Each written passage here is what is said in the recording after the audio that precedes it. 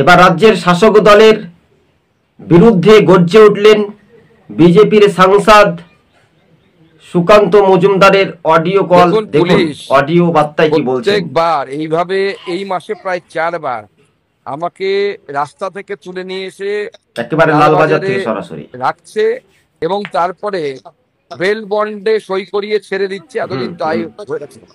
আমি আজকে সিদ্ধান্ত নিয়েছি যেভাবে আমার আপনার বাড়ির ঘরের মেয়েদের যেভাবে ইজ্জত লুট হচ্ছে, যেভাবে তাদেরকে ধর্ষণ করা হচ্ছে, তার বিরুদ্ধে একটা জোরদার প্রতিবাদ হওয়া দরকার।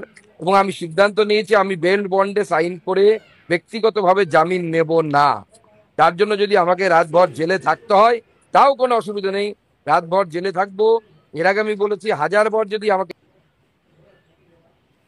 হ্যাঁ, যে কথাটি শুনতে পেলেন, এবার মা বোনেদের সরাসরি রক্ষার দায়িত্ব। এই রাজ্যে হিংসা হতে দেব না, এই কথা পরিষ্কারভাবে একাধিক জায়গাতে যখন আমরা দেখতে পাচ্ছি যে শাসকের পুলিশ অনুব্রত মণ্ডলকে গ্রেপ্তার করতে পারে না, তাই মিথ্যা মামলা দিয়ে সুকান্ত মজুমদারকে আটকাতে পারবে না শাসক দল তৃণমূল পার্টি। তবে এই রাজ্যের শাসক দলের যে দুর্নীতি, তাই পুলিশের বিরুদ্ধেই লালবাজার থেকে গর্জে উঠলেন। কেননা সুকান্ত মজুমদার তিনি পরিষ্কারভাবে বলে দিলেন, আমার বিরুদ্ধে মামলা করুক, আমি কোনো রকমে জামিন আদালত থেকে নেব না, আদালত থেকে নেবেন না, এই কথা পরিষ্কারভাবে বললেন।